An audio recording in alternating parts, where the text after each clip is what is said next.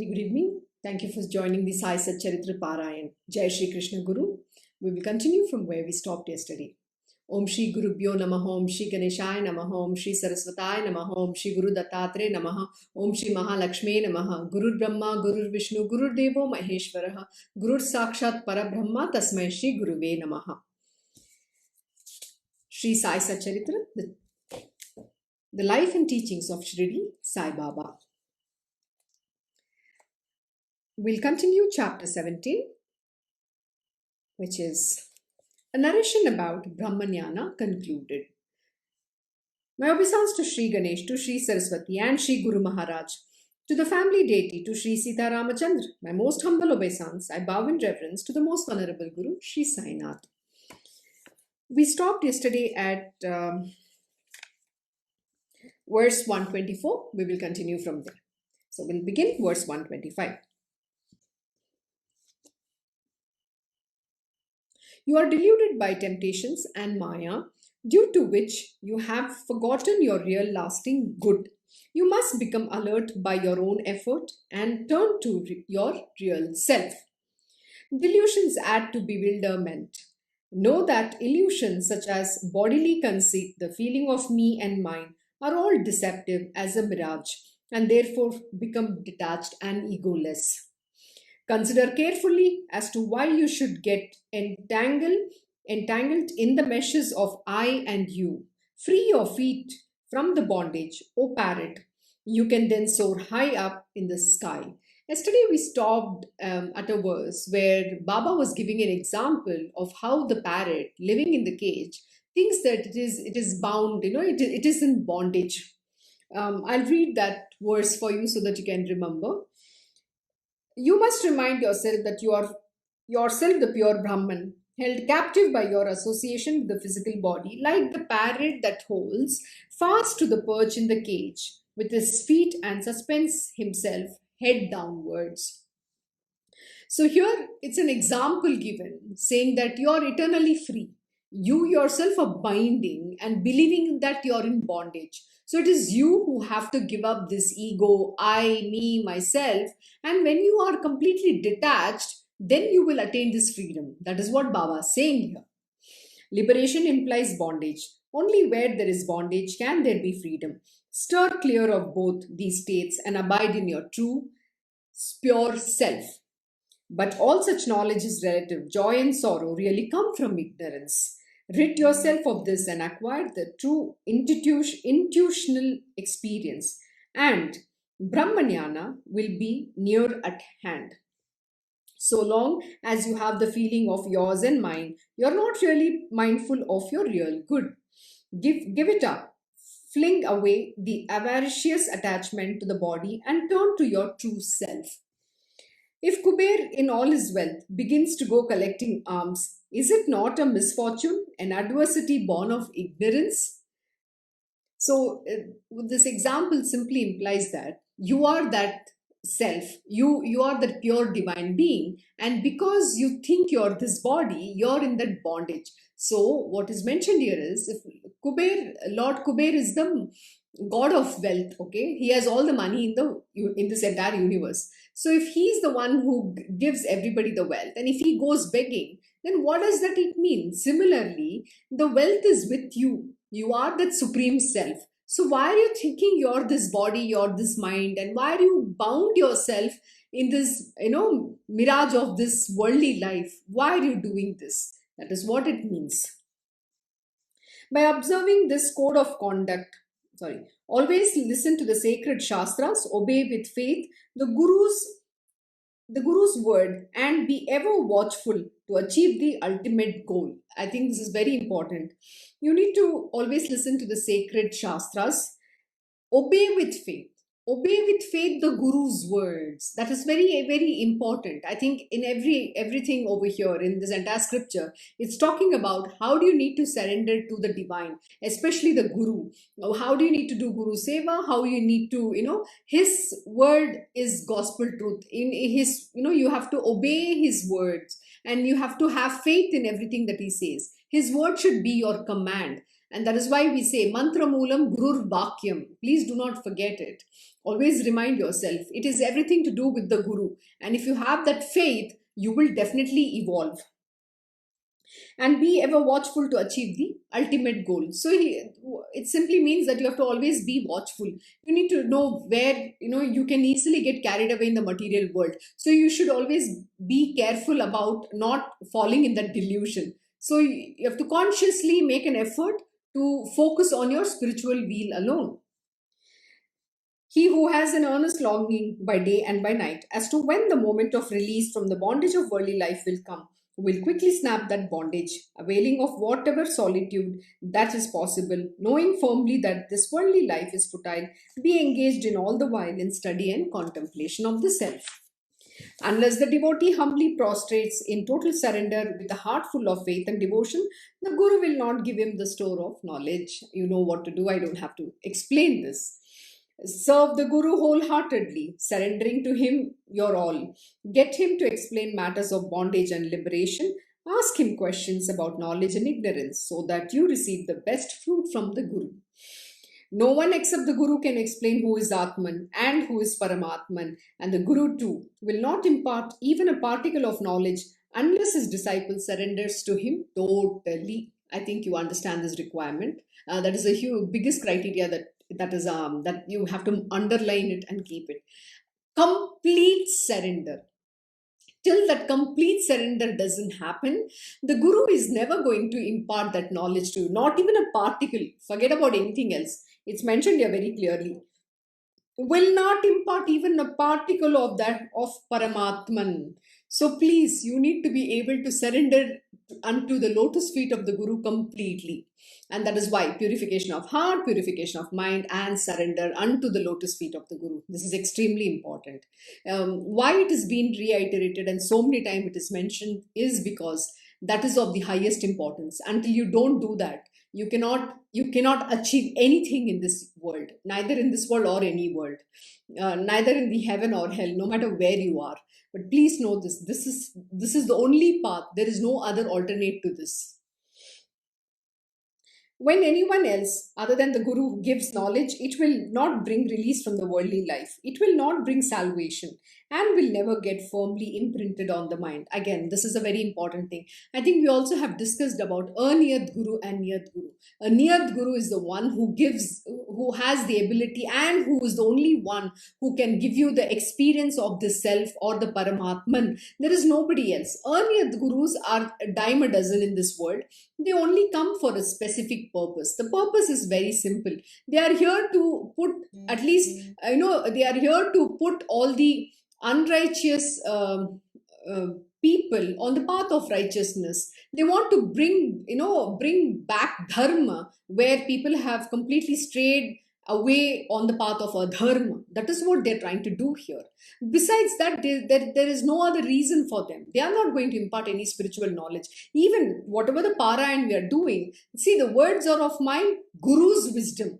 Okay, I'm not qualified to give that experience. Here, I'm only a narrator in the sense I'm reading this Sai Satcharita and you're listening. So, whatever that explanation has to come will come from my mouth. That's it.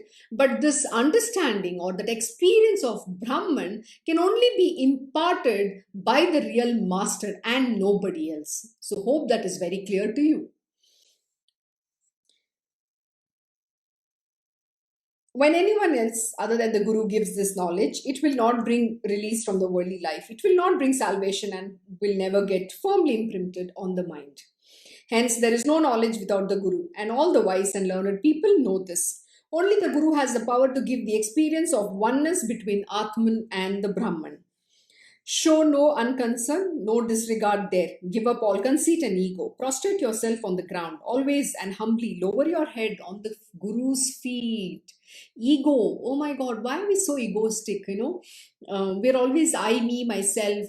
We think no end of ourselves. See, there is nobody greater than the Guru himself. So the only way to go on to him and seek that knowledge is through humility and humbleness. You have to be submissive. So please follow these guidelines. These are the rules. You cannot go against these rules. It is mentioned in every scripture. And if you cannot do this, then you're not qualified for the spiritual knowledge. Very simple. With a firm and resolute mind, say the words, I am the humblest of all your servants, and I am fulfilled by reposing faith in you and you alone. So, this is all it is. It is absolute faith, and you have to take refuge unto his lotus feet. You have to repose unto him. Till you don't do any of this, what knowledge are you going to get? Nothing is going to come to you. You are going to be the same crass, worldly being trying to run a rat race, trying to fend for rest of your life, and one day death will strike you and you're going to go away. And then again, be born, rebirth, time and again. That is exactly what you're going to achieve. So this one human birth is there, and it is so important that you focus on your spiritual wheel. And the number two aspect of this human birth is to serve your purpose. Do your swadharma. That is why you're born on this earth. So don't waste this human life in running after sensual pleasures and wanting to enjoy all the material worldly stuff. So please be careful about it. On And then just see his marvel. Guru, the ocean of compassionate love, will be stirred to pity, and he will hold you aloft, catching you upon his bed of ripples. On the head will he place his hand of protection, destroying all calamities and sorrows and burning down piles of sins. He will smear Udi on your forehead. Wow, so sweet. Actually, this is a very important point here. Burning down piles of sins, destroying all calamities and sorrows. I'm fine with that. But you know what? Most important, burning away all your sins. So you carry, I don't know how many billions or trillions of sins that you might have committed in so many past lives of yours. And when you meet the Guru is making sure that he destroys all the sins. But I don't know whether all the sins happens or not, but at least whatever the Guru can destroy will definitely destroy it off. Thus, exposition of the nature of Brahman to that seeker was but a pretext under which Baba explained in detail to his devotees the mark of oneness between Jiva and Shiva. Now, when Maharaj had such incomparable knowledge and profound wisdom, why did he give so much importance to jesting and joking? Why so much fondness for humor? Such a doubt arising in the mind is quite natural, but when carefully considered, it will be clear that there is only one satisfactory reason for it. When we are talking to little children and are amused by their childish prattle, can there be any serious adult talk? And is it because we love them any less? So also are humorous jokes and jesting a special skill used to impart instructions. Oh my God, this is so beautiful. In fact, my Krishna Guruji is exactly like this. He's cracking jokes all the time, and he's so humorous. He's super intellect, obviously, because he's not the mind, he's not the body, he's that supreme knowledge himself, right? He's knowledge almighty. And can you believe his jokes are so good? Anything that you say, he will have a quick a pun cracked for that. He's so brilliant. His jokes are sometimes intellectual, sometimes it's PJ, but yes, it is so very true. In every joke of his, there is a knowledge. Even that humor, that the humorous talk has knowledge in that. And that is so beautiful. This is so absolutely brilliant. Only the great masters can do this. They can talk to a 5-year-old, the most complex subjects, and in a very humorous manner and so beautifully explained. One day when I joined my company Rolls Royce, a couple of months later, my Guruji actually explained in a very simple manner, demoing that using the exhaust fan in a bathroom as to how the engines work, actually the aircraft engines work, and what exactly is the mechanism beyond that. I'm sure nobody today, have not seen anyone with such brain. Nobody today can explain like that, but my Guruji does. He's so brilliant. I wish I learned a little bit from him. I aspire to make the most complicated subject in a very simple manner. He will break down just like he will break it down in simple terms, and he will give example which is connected to you in your day to day life, so he'll know what exactly you're doing. In my case, I work on emerging technologies, so he will always talk about all AI, that's artificial intelligence, or quantum computing or cloud computing. He'll talk all about this. He's all knowing. And believe me, and the way he'll explain is associating with a real time example. I don't know how he does this. Oh my God, he's so amazing. You should listen to his satsangs. In every satsang office, there will be one or two many examples like that. So that is what you have to be, and only the great masters can do. And know that even when they're cracking joke, they are laughing, they're making mischief, everything has profound knowledge. So you can never underestimate a guru's ways. He can only appear, like an ordinary human being, or just very casual. He'll have a very casual conversation. But please know that in that casual conversation also is mindful of wealth of knowledge, and you need to be able to absorb and imbibe them. So don't waste that opportunity that you get with this master. Learn from them. Sometimes, can a child understand what disease it is suffering from? So, when it refuses adamantly to drink the portion of bitter drug or medicinal herbs, the mother has perforce to make it drink. Sometimes by coaxing and cajoling, sometimes by glaring angrily, sometimes by resorting to the cane, and sometimes even by a loving embrace. This is very true. I will have to tell you some beautiful stories about my Guruji, how he teaches me, okay, and different students of his.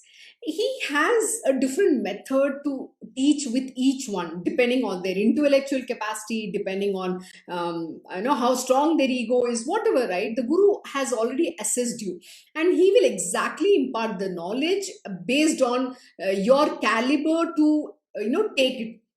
With me, given that I'm a quite aggressive and a pretty like always on my toes, he will talk to me in that energy, much more than that. Sometimes he's going to beat and give me bamboo cane method is what he'll use with me sometimes. But sometimes very loving, very sweetly, he'll say the same thing.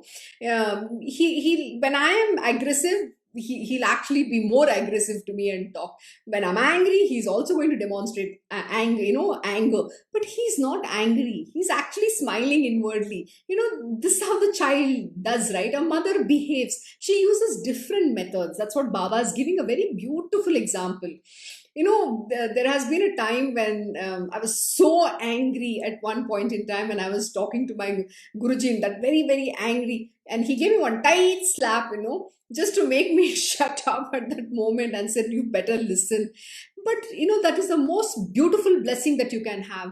And you know what? If you ever get to take one slap from your Guru, you are the most luckiest. I'll tell you why. Because only through that all your sins get ward off, or whatever that mind you have in you will go away. It'll run away, and that is a blessing. Everything that your Guru tells, even if he's scolding you, he gives you too tight slap, that is his grace, that is his blessing, not the sweet talk and cajoling that he just uses, so that he tries to make sure that you're listening and doing what he's asking you to do, and you're not wasting your life. So know this beautiful side of the masters. This is exactly how the Gurus are, to recognize they're very, very sweet. Sometimes, yeah, we've done this. But as the child grow older, even when you feel like petting and caressing them, you have to consider the sharpness or dullness of their intellect. The same is true of knowledge as well. The sharper the intellect, the quicker is the grasp, and it does not take even a moment to take in instruction. But with a dull intellect, it is different matter altogether, and calls for great effort. Absolutely, because if you are not able to get that instruction and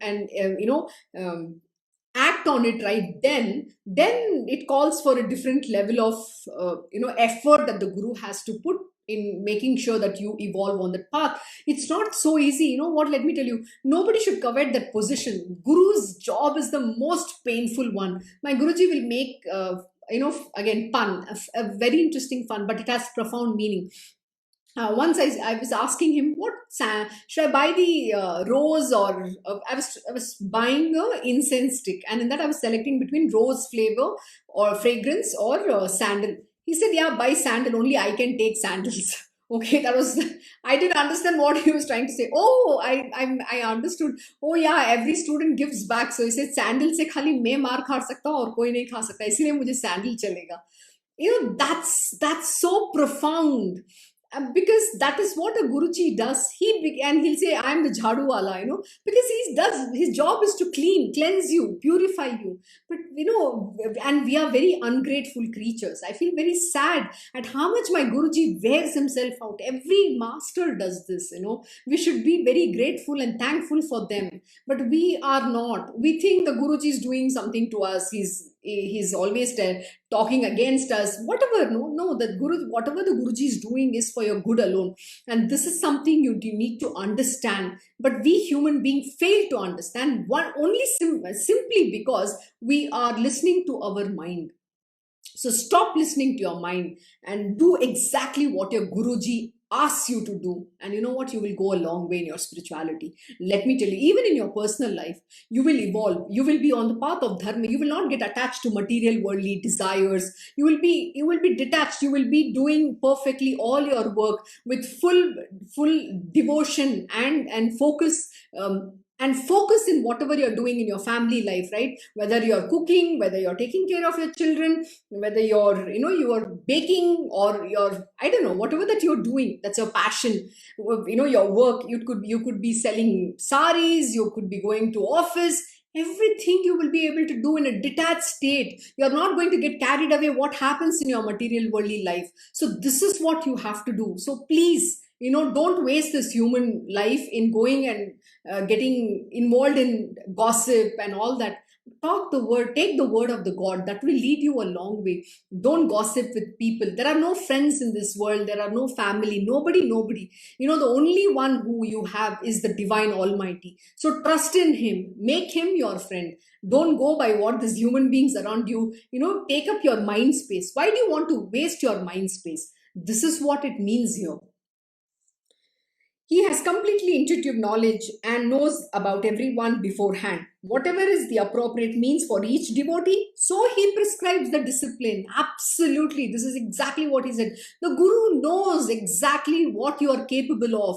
So he's going to feed you that food. He knows how much you can take. So only that much he will give you. He's not going to give you anything more or anything less. But if you can show, you can take initiative and you can put in your effort, then he will consider, okay, this person is capable of doing more, so I should give him more and more. That is how the masters work, okay? But first you have to take initiative. It is all about self effort. There is nobody going to come and give you out from outside, okay? Even the Guruji also, he's only going to see how much are you putting effort in doing that particular job. How much are you serving him? When you serve the master, when you serve yourself, because when you empower the God within you, then he will open up this universe for you. Then the path will open and you will walk that path. But until then, nothing is going to come to you. So there is no easy way out in life. What comes easily, please know that goes away also easily. But when you work hard and you earn that even one penny, you can have a very peaceful sleep, because you know that you put that effort and he's pleased and God blesses you with that. And with that blessing, you evolve. You'll experience the contentment of your life. That is what you will achieve. Then you're not running after anything. What comes to you naturally, you will keep doing it, and life will be so beautiful. Let me tell you, even in that suffering, you will experience love of God, not love of material worldly people. The love of the divine is what you will be able to experience. Similarly, old as we may appear in years, but before Sai, the Siddha, truly, we are smaller even than a child, and so are always eager for jokes and laughter. Baba was a store of humor. He satisfies the devotees by granting each one in abundant measures what he is fond of. The great masters know what you like. You don't even have to express that I like this or I like that. On their own, they will grant all that. This universe will work in such beautiful manner. It'll make things happen. I'll give you a very beautiful example. 2 days ago, it was my parents' 48th wedding anniversary. I didn't even know about it. Sorry, I'd completely forgotten it. It was not even in top of my mind. Nowhere. I didn't even know. I was that day having a very heated discussion of some work related stuff. Suddenly, my mother calls me and she's like, "Do you know what is today?" I'm like, I don't know. Just before that, I think I must have seen on Facebook. I said, okay, I'll wish them. That's all I thought. And then she calls me and she's like, oh, today is, you should wish dad. Today is this day. You don't know what day it is? Like, I got very angry actually at that moment because I was firefighting something. And then she calls me and she's like, oh, please, you wish. I said, okay, fine. And just put the phone down. Later, I didn't even bother. I was dealing with my own things at work, and finally I met my guruji when I got time. And that time I was just telling him, oh, my mom called and she's like, hey, no, why do people expect? I was just saying, yeah, I'm going to do. Why should people expect? You don't have to expect. Yeah, the old people, the worldly people, they are going to expect, okay, because according to them, I am their, this body is their daughter, so naturally they will expect. And then I just said that much, and my guruji said very sweetly, you should wish them. I said, yeah, I sent them a WhatsApp message, that's it. And I just posted a message wishing them on Facebook. Later, when I was cooking, my Guruji comes down and tells me very quietly. He has a very knack. He watches. He comes very quietly and tells, "Do you have any meetings?" He asked me. I said, "No, I don't have any meetings today, but I have few calls in the evening which I can take. That's it. I don't have any other meetings." And then he says, "What is your parents like?" I just looked at him. I don't know. Yeah, they like few things. So he's like, again, what is your parents like? I'm like, okay, I can just can buy some. They are diabetic, so obviously I can't buy them sweets. But yeah, which is something sugarless I can buy. So he's like, I want you to do one thing, please. He had made very lovely, Mumbai Maharashtrian dish for breakfast. He had made misal. My Guruji is amazing, a great cook. I love to eat from his hand. He had made a lovely misal, and he said, you know what? Please take this for them and you make it over there. And then he says, go buy some sweet. And then we had already bought a Balaji's murti which was there, and he said, why don't you go give, because my parents' ishta is Lord uh, Balaji, that is Lord Venkateshwara, who's in Tirupati. And he said, just go give it. And then he said, no, you and Chitti go. That's one of his other student. He said, both of you go and, wish them nicely and do this. They will be happy. This is how the great masters work. You know what? And he ensured I went to pick up some sweets for them, and everything that my mom had wished that day, I had picked all those things. And then when I went, they were all shocked. Actually, my parents were shocked because I landed there. Somewhere in my mom's heart, it was like, she will come today, she will come today. It was like this. So this is how the divine beings work. You don't have to ask. They fulfill even without you asking for it. And she said, you exactly got this biscuit which I've been aspiring. I'm not aspiring. I mean, I was wishing I wanted to eat. It was not there. I just thought about it, and you exactly got that. And seeing Lord Balaji, they were so excited. It was like giving that love. So the great divine masters do this. They give love. They take care of you. They give you in abundance. That is what is mentioned. Baba was a storehouse of humor. He satisfied the devotees by granting each one in abundant measure what he is fond of. This is the truth. You don't even have to open your mouth. I literally cried. I came and thanked my Guruji. I said, thank you so much. I just sat there and observed everything that happened. I didn't ask. I didn't expect. When you don't ask, when the God Himself, when the divine being, the Guru Himself gives it to you, it is so beautiful beyond what you could have ever imagined. Had I thought, oh, it is my parents, today I have to go do this, it might wouldn't have turned up the way it had turned up actually. Trust me, I was not even intending to go. I didn't even want to go because my family is my Guruji. He is Vasudev Kutumbam for me. The day you get initiated, your Guru becomes your entire family. The worldly, yes, I have to do duty towards this body's parents, but that is not my family. My family is my Guruji and everybody with him. But this entire universe is Vasudev Kutumbam. That is what we are getting to. We have to see God in everybody, and we have to do our swadharma. And duty of this bodily duty also you have to do. So my Guruji makes us do everything so perfectly. He doesn't give us one room, there's not a small room even for anybody to finger point at us. And he makes us perfect, he sharpens us every single day. And that sharpening is what you have to go through him. So beautiful. And I came and literally fell at his feet and I thanked him and I literally cried. This is his sweetness. This is who he is. That is why he's Krishnam Vande Jagat Gurum. He's the master of this universe, and he takes care of everybody. He doesn't consider anybody different, everybody is the same to him. There's no foe, there's no friend. If somebody's bad, somebody's good, he doesn't even care about anything, because he only sees that divinity in everybody, not the human being, or that the people with human birth, right? They're full of crap. They're full of, I don't know what, all the dirt and muck in this world. But as the divinity, they are far superior, because he sees them beyond this body, beyond this mind, beyond this three guna. That is why he's able to give that love to everybody in the universal manner. So, please regard this and always have faith in that great divine being. But intelligent and dull witted, all will experience blissful joy on reading this chapter. All will want to hear more as they listen to this, and by contemplating on it, they will have the satisfaction of experiencing bliss. Repeated readings of it will bring knowledge of the spiritual path. Constant contemplation of it will bring great happiness and everlasting unhampered joy. Such is Baba's inscrutable Leela. He who has been fortunate enough to have this experience in however small a measure is sure to be attached to Sai with all his heart and speech and action. Inconceivable indeed is Sai's Leela. Hemad surrenders at Sai's feet. Imparting knowledge through humor and laughter is one of the ways of uplifting the devotees. The seeker of Brahmanyana was just an excuse. The next chapter is sweeter still. The listeners will be satisfied. The secret wish of my heart will be bared and satisfied. Listen carefully to the detailed narration of how I will go to Madhavrao Deshpande and give him Baba's message, after which I will receive Baba's grace. So let us begin chapter 18. Finally, we finished chapter 17. I know it was a lot of drag. It's not a drag, but there's a huge significance and profound truth behind each of these words in both these chapters. It is not a joke, but if my Guruji would have done these two chapters, he would have done it for the rest of his life. That profound it is. Chapter 18, I receive Baba's grace, part 1.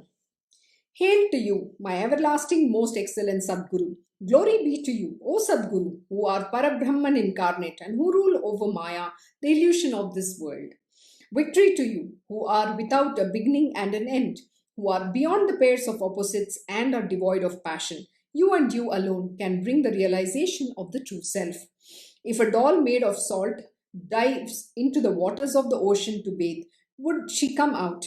This can never happen. So it is with you. You point out with your finger so effortlessly to your devotees that about which the Vedas and Shrutis engage in debate day and night, and that is the incomprehensible Parabrahman. Should it ever be by any chance come to pass that one be caught up in your close embrace, then there is no place for petty consideration such as mine and somebody else's. In the last chapter, the mysterious tangle of Brahman was de-entangled and clarified, and it was narrated how the greed of the seeker after Brahmanyana was the impediment in his way through a tale most purifying. Now listen attentively, O listeners, to the story of how I received Baba's grace. I will reveal Baba's way of guiding his devotees. This too is sweet tale, which I shall now narrate just as it came to pass, and the listeners should listen to it at their ease and for their own benefit. When the listeners are eager, the narrator is eager too, and is enthused as the hearts of both exude love, filling them with joy. Without disturbing or unsettling the mind in the slightest degree, Baba, through his instruction, guides each devotee to the true path according to his level of understanding. Many are of the view that one should not tell others what the Guru has told one, or else the Guru's words become fruitless. Absolutely. See, whatever the Guru is giving you instructions, it is only for you alone. It is not for somebody else to, it is not for someone else that instruction is, or you don't have to discuss. We can discuss the glories of the Divine Master. Whatever, like example, I told you what happened, how is my Guruji teaching, or whatever, in the ways that he teaches. Okay, this is my experience. Everybody's experience is individual. So as is your faith, so are your experiences. And to each his own. It is what you see in him and how you behave with him. Somebody will take him to be, a father, mother, brother, sister, friend. It's whatever relation that bond with that Guruji. So it is only yours. So nobody can experience it. But yes, we can share. But what should not be told is whatever the instruction is given, it is only for you. So if you go tell the same instruction to someone else, it will be confusing because that is not what Guruji has instructed them. So never disclose or discuss what is the instruction given to you, because what is taught to you is only for you alone. This is something you need to be mindful of. Many are of the view that one should not tell others what the Guru has told one, or else the Guru's words become fruitless. But this is only an imaginary and much ado about nothing, and hence meaningless. In fact, not only such direct uh, personally given spiritual instruction, but also that given in a dream should be conveyed to all, as it is good, beneficial knowledge. Yes. So what I explained is you need to share the truth about the divinity or your experience or how you've learned, but doesn't mean the instruction is giving to you is applicable to someone else. That is what I meant. So hope you understand this. If this be considered as being without proof or authority, then such proof is to be found in the wise Kaushik Rishi, who narrated to all what was revealed to him as an initiation in his dream, in the form of Shri Ram Raksha Stotra. The Guru is like a charged monsoon cloud that happily rains eternal bliss on one and all, and is such bliss something to be stowed away and hoarded? No, indeed, it is to be enjoyed to the heart's content and shared with others. See, we have to experience bliss, and also we need to share. So this knowledge, now when we are reading, I am narrating and you're listening. You're redeeming yourself of so much of karma. Actually, in fact, Baba has mentioned in the previous chapter, the one who narrates and the one who listens, is redeeming themselves of all the sins. So listening to this is very important. Redeeming yourself from that misery of worldly life is very important. And when you also go and talk the glories of the divine master, what did you experience? How has been your journey? When you share his stories, his leelas, and you praise him, you attain that spiritual wheel. You will actually grow in knowledge. And that is all. We'll expand, we spread the joy, that bliss to everyone. That goodness is what we have to give in this world. Gently lifting his chin, the mother lovingly makes the child drink the medicine portion, all for his own good health. Just such was Baba's skill in imparting instructions too. He was not a mysterious or he was not a mysterious or secret path. Sorry, his was not a mysterious or a secret path. And now listen attentively as to how and in what way he fulfilled the wishes of his devotees quite unexpectedly. Blessed is the company of the Sadguru who can describe its importance adequately. As his utterances are recollected one after the other, the enthusiasm too grows in describing them. When God is worshipped with devoted love, and when the Guru is served and worshipped with steadfast faith, then one can attain from the Guru the knowledge that he can impart. All other means of attaining such knowledge are futile. Only the Guru can grant you. Nobody else in this world can give you this knowledge. Know that. Ascription of false vikshape and veiling of the true avaran make the path of worldly life dim and confused. And it is the Guru's words that is the ray of light to guide on the path without any impediments. Absolutely true. Guru is God incarnate. He is Brahma, Vishnu, Maheshwar. In fact, the God Almighty, the Supreme Brahman, is none other than the Guru Raya. We say, no? Guru Sakshat Para Brahma.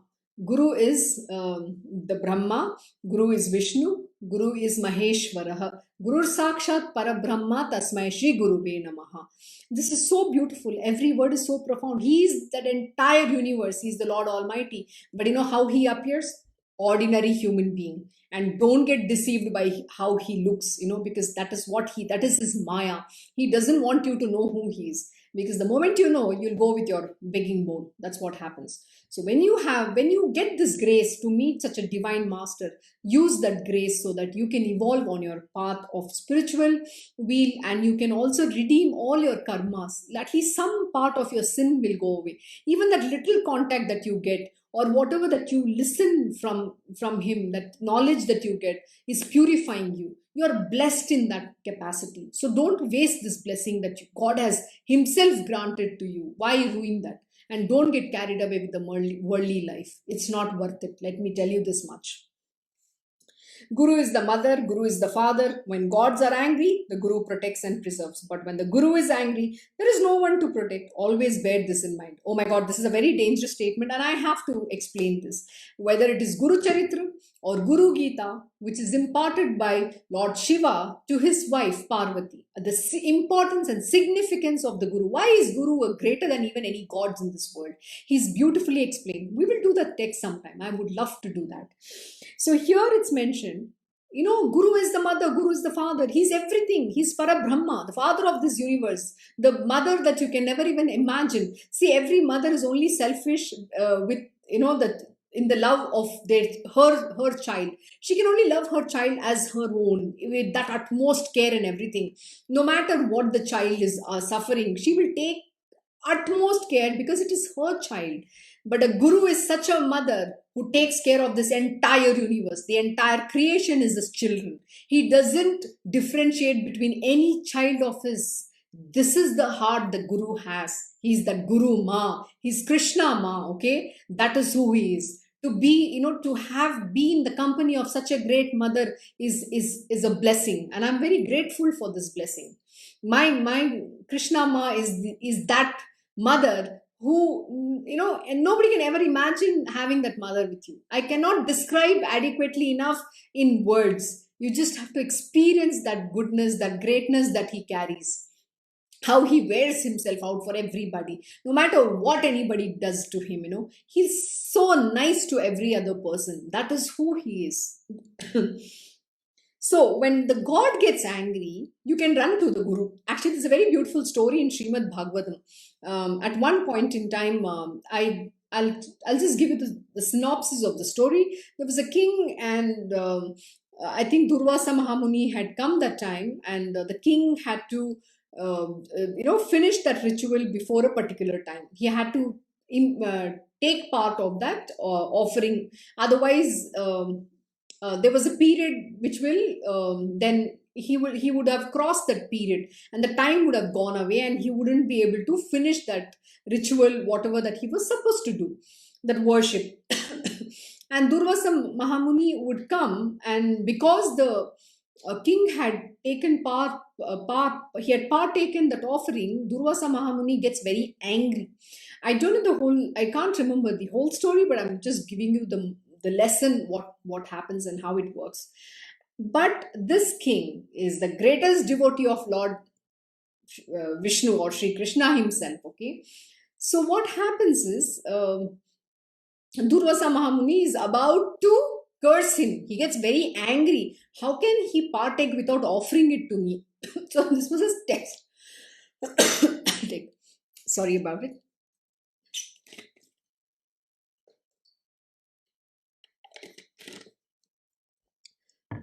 So Durvasa Mahamuni gets very angry, and then he's about to shoot some curses, to the king. But the god knows that this king had not made he has not faltered anything. There was nothing that he had committed wrong. There was no sin that he had committed. He did that because if he is not going to partake that, then that ritual will not complete. So Lord knows, and then Lord Vishnu comes and protects him. And he says, you curse me, don't curse my devotee. This is the greatness of the devotion. And okay, this also means here, if when you're the highest devotee of the god, the god can stop you, but that's because it's Vishnu. But what I'm trying to say here is that you cannot take the wrath of a guru. So if the god curses you, the guru will protect. But if the guru himself is cursing, the god can't protect. But in this case, I gave a, sorry, this is an example, but not fitting in here. My apologies. I was going to give you another example, but I talked another story, but I will narrate that later. In this case, Lord Vishnu, when you are the devotee of Lord Vishnu, because Krishna Vande Jagat Guru, he's the master of this universe. So when you are devoted him, nobody can harm the devotee. That is what it's mentioned. So when you're not done anything wrong, nobody's curse can work against you. But what is mentioned here is when the gods get angry, the guru can save you. When I say gods, I'm talking about the demigods and the deities. I'm not talking about Lord Sri Krishna. But if the guru gets angry, there is no god in the world who can come and save you. So please know that. So never mess against a guru.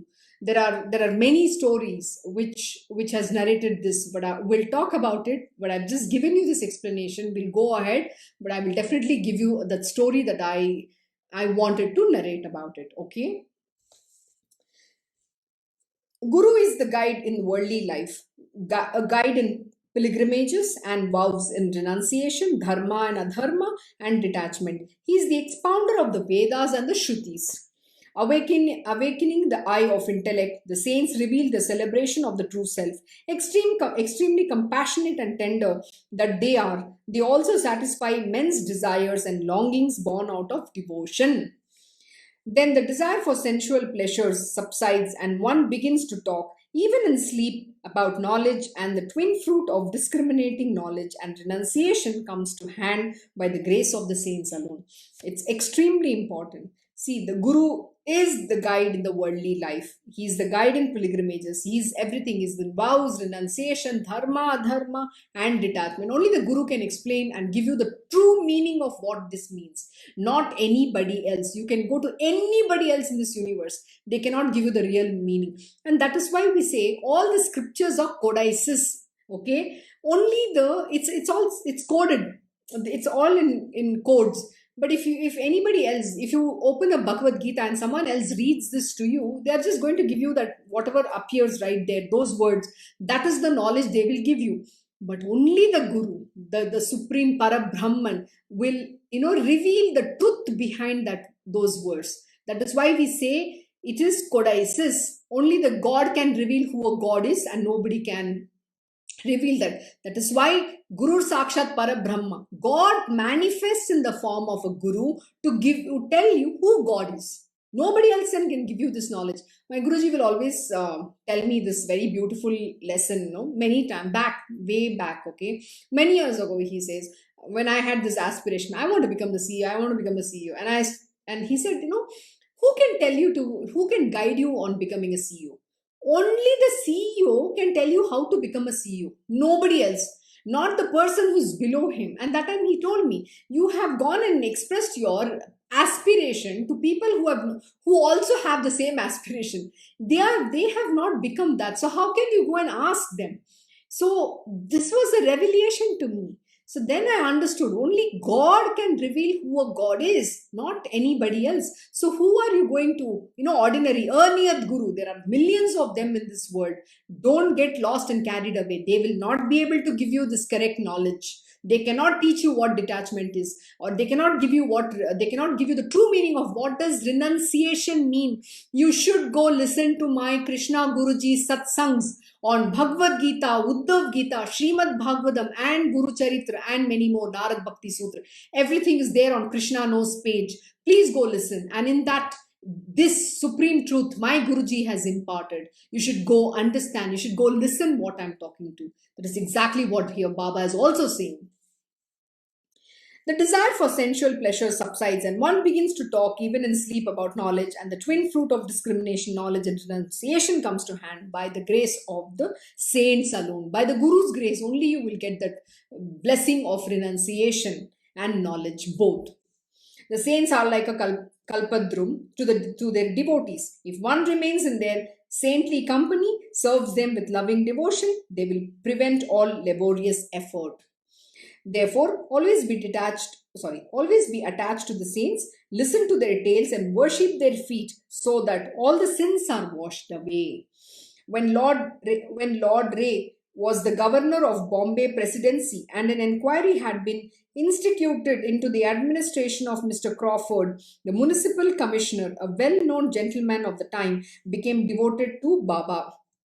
Having suffered a great loss in business, he felt a weariness and disgust for the world, and realizing the futility of this worldly life, which is riddled with the threefold afflictions, he set out with a lota. Greatly agitated in mind, he felt like going on a long journey to enjoy solitude. This was the plan that he firmly resolved upon. When great calamities befall a man, then in his utter misery, he remembers God and begins to call out to him frantically, all the time pursuing him with great perseverance. But so long as sinful deeds continue unabated, God's name does not rise to the lips. However, once it does, then seeing his love and devotion, God brings about this meeting with a saint. Oh my God, this is so true. You know what is mentioned here? He's saying only when you suffer misery, whether someone is a child, whether your child is sick in the family, or you're suffering because of someone, you have lost your job, or your husband has an issue, or you have a relationship issue, or you have issue with your boss, your job is not going well, you're miserable or something, you don't have money, you've made a huge loss. When all this happens, that is when you feel disgust with the material worldly life and turn towards God. Not until then. And then what is being said here is, when you journey that path at that moment, God sees how much love you have, how much are you being devoted, and then that grace dawns on you. That is when you'll meet the saint, the guru, not otherwise. But even after you meeting the guru, you don't understand the value of who you have met, because still you consider him as an ordinary human being. You'll go to him once upon a time like you're meeting your friend casually. You don't respect that. The guru might be staying right next door, but you're not even valuing that time to go seek that grace, meet him, and show that respect and regard and evolve on your path. We are all so, this is exactly the truth about this human beings.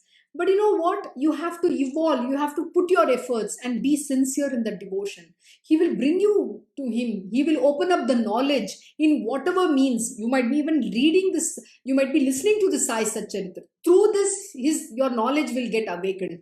You don't know his means, he can use any means to reach out to you. That is his greatness.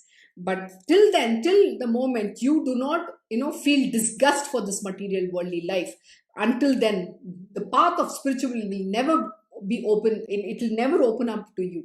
That is the truth. And also the only reason, and it's also mentioned, the reason why you're actually going to God is because now you don't have success. If there's something bad happening, what is mentioned, it's very beautiful. He's saying here, but so long as sinful deeds continue unabated. As long as all the sinful deeds that you're committing goes very smoothly, without any interruption, without any problem, until then you're not even going to turn towards God. This is the truth about this worldly life. So you should know that. If you're very happy, if you have all the money in the world, why are you going to turn towards God? Who goes to God? People who think, my child is not well, my child has a problem, my child doesn't study, whatever that you might be. God, please give him good brains, let him study, let him eat. For every trivial thing will go to God. That is when you're going to go look at the God. But if you have everything going perfect for you, why do you think you're going to turn towards God? This is what is being mentioned here. The same was the case with the devotee. Seeing how exhausted he was by the worldly life, his friends gave him a piece of sound advice. Listen to it. Why not go to Shirdi for Samarth Sainath's darshan? Do go there and pray to that most compassionate saint. Even a moment spent in the saint's company, steadiness, and calms an agitated mind, fixes it at once at the feet of Lord Hari. And after that, it is difficult to turn it back from thence. From countries far and wide, people flock there, roll in the dust at Sai's feet, obey the word of Maharaj, and have all their wishes fulfilled by serving him. Such is his fame. Everyone, young and old, knows him. If he takes compassion on you, you will be free from pain and suffering. Yesterday Baba said a very beautiful thing, He said in this verse, when you're doing this satsang and somebody's listening and I'm narrating, we're studying together, he will remove um, all the misfortune that a devotee has. You just need a pure heart. When you have that pure heart, all your problem will be just, he'll wade away, and he'll ward it off. And then you will experience the true love, and then you will do your swadharma very perfectly. You will do your duties as a mother, but not being attached to your child. You know that it is God's will. What has to be will be. Why should you get attached? He will open that path for you. Whether how your child or whoever has to take care of you, he will perfectly take care of him. Who are you to think that I am taking care? This is my child. No, nobody is yours. Everybody is the child of the God alone. We are only come together for whatever that moment in time. Like, one of the examples in other verse Baba had given, that in the river we all come together for a moment in time, the logs of wood, and then after a while we all part our ways, and that's it. In the next life, we don't know, you're not the same, right? We're not meeting the same people again. So what makes you say that it is my child, my husband, my family, this is mine, that is mine? Don't take ownership. The only one who is yours is the divine alone. But know that he's everybody's. Even you cannot possess the divine as well. That is the truth. But you can possess him in your heart with your love. You can't own him. Nobody can possess. When I say possess, but only in your heart. You can feel that, oh, I love God. This is my God. You can say that much. As a sudden downpour from the cloud to a man impoverished by drought, or a feast of sweetmeats laid before a starving, ravenously hungry man. So were these words of his friends to the ears of the devotee. He now wanted to experience it for himself, and so he set out to go to Shirdi. He arrived at the village, took darshan, and prostrated himself at the Sai's feet. His eyes were becalmed, and he was filled with satisfaction.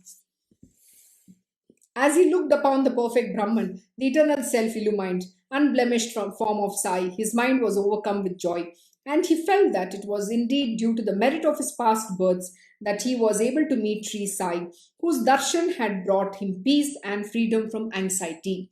The surname of the devotee was Sate. A man of great determination, he started a regular reading of Guru Charitra with great perseverance. We will definitely do this scripture. It's my most favorite and my most loved scripture. It is Guru Charitra, talks everything about how you have to be a great disciple, who this Guru is. And it is all about the different avatars of Lord Dattatreya. And Lord Dattatreya is my Gurudev's Gurudev. I'm so proud. He's one of the best. On the same night that he completed his reading in this 1 week, Baba appeared to him in a dream, and poti in hand began explaining its meaning to Sate. Slightly sitting calmly on his own seat, he made Sate sit in front of him, and taking up the Guru Charitra poti in hand, was all ready to begin the exposition. Baba was reading the book, expounding its meaning like a Puranic, and Sate, like a listener, listened calmly and respectfully to the Guru Katha. That's what I meant, right? How the guru imparts the knowledge is none of your concern. You just have to make that effort. Like, somebody will make an effort to join today, join at this hour, and you're listening to it. And that is what the medium Baba has chosen to get you that knowledge. But you have to make that effort. In this case, this person, Sate, has actually come here, and then he wants to read Guru Charitra. And now he is reading that. But now Baba in his dream is giving him exposition. How beautiful is this? Whatever is this reversal of roles, thought Sate, greatly surprised. He was overcome with love. That you, O compassionate one, should awaken those who, resting their head on the dark pillow of ignorance, incline towards sensual desires and snore away. And it was in just that such a state, O merciful one, that you awakened me with a pat to feed me the nectar of Guru Charitra. And even as he was having this vision, Sate woke up. He narrated in great detail all that happened to Kaka Sahib Dikshit and said, I cannot understand the significance of this, only Baba has the power to know it. I do not know what is really in his mind. Kaka, do please ask him about it. Should I begin another reading, or is it enough? What I have already done. Please ask Baba what he wishes me to do. Only then will my mind be at rest. Seizing an opportunity, Kaka then narrated to Baba Sate's dream. Baba, what did you want to tell Sate through this dream? Should another week long reading be started or should it be stopped from now onwards? Please explain the significance of the vision yourself and show him the clear way. This is my only request to you. Sate is a great devotee, simple and honest. Have mercy on him and satisfy his wish. Baba then commanded, let there be one more reading. By reading the sacred story of the Guru, devotees become pure. Oh my God, absolutely. See, when you read the sacred stories, the Leelas, the beautiful plays, the life stories of all the great saints and the Gurus who have incarnated, manifested on this world, when you read them, you become pure. Your heart is purified, your mind gets purified, you redeem all your karmas, and you will evolve on the path of that, wanting to know God, being spiritual. That aspect of godliness will come into you, goodness will flow, you'll be good, you will become a divine being, and you'll be always on the path of sattva, the dharma, the righteous path. This is all the merits that you get from reading the life stories of the great masters. By reading this poti, you will achieve your own good, God will be pleased, and you will become free from the bondage of worldly life. While Baba was saying this, I was pressing his feet. I was quite astonished to hear these words, and a thought sprang in my mind. Strange indeed are Baba's ways. Sate's small effort bore fruit in 7 days, whereas I spent years altogether. Sate has done only one reading of Guru Charitra for 7 days. But is this no consideration for one who has been reading it for last 40 years? One enjoys the fruit of his effort in 7 days, another spends 7 fruitless years. I have been waiting intently like a chatak bird as to when this cloud of compassion will rain mercy on me. Okay, one thing I would like to explain here, don't compare yourself with another student. My Guruji will always say that the student, wherever he must have stopped in the last life, is beginning from there. Okay, and you must have not even begun in your last life, you must have just started very little and then you must have stopped. So now you have to go through that 40 years of journey. So everybody's journey is individual, so never compare to another individual at all. Don't look at him from this material worldly life's point of view. This person must have had been journeying for many years to eternity and you don't even know that. So never compare. So how each one gets their knowledge in what capacity is none of anybody's business. You have to only focus on what is in your plate. My Guruji will always say, look into your thali, don't look at your neighbor's thali. It's none of anybody's business to question or ask, or how the Guru teaches who, when, why he does what he does is none of your business. I think this is something we have discussed very clearly in beginning of many chapters, in earlier chapters. Baba has already imparted this knowledge. So if you don't know, please go and listen to the satsangs once again. One enjoys the fruit of his effort in 7 days, another spends 7 fruitless years. I have been waiting intently like a chatak bird as to when this cloud of compassion will rain mercy on me. When will that day come when this greatest among the saints will satisfy my fond wish? Will he ever give me spiritual instruction? Just see the marvel of Sadguru Sai, the ever merciful one to his devotees. No sooner did the thought arise in my mind than he knew it. It is out of such ignorance as mine that crores and crores of desires, both good and bad, arise instantly in the mind, and Baba knows them all. Everyone knows, surely, that our mind, being its own enemy, conjures up evils which even our worst enemy will not harbor. So here we stop today as we are at the end of the hour, but we'll continue this story on Monday and understand how does Baba work and what happens now to this devotee of Baba and how he gets his spiritual will. Let us listen to it. I hope you had a very good satsang and a very good day today. And it's a Friday. Happy Friday. I'm sure you're all looking forward to a weekend. So you have a very good evening. Thank you for joining the Sai Satcharita Parayan. See you on Monday at the same time. ओम श्री महागणपते नमः। ओम श्री गुरुदेव दत्त। ओम श्री सच्चिदानंद सद्गुरु साईनाथ महाराज की जय। ओम नमो भगवते वासुदेवाय। दिगंबरा दिगंबरा श्रीपाद वल्लभ दिगंबरा। ओम श्री कृष्ण गुरुनाथ नाथ श्री गुरुवे नमः। ओम देवी दुर्गाय नमः। ओम श्री कृष्णार्पणम नमस्तु। कृष्णं वंदे जगद्गुरुम्।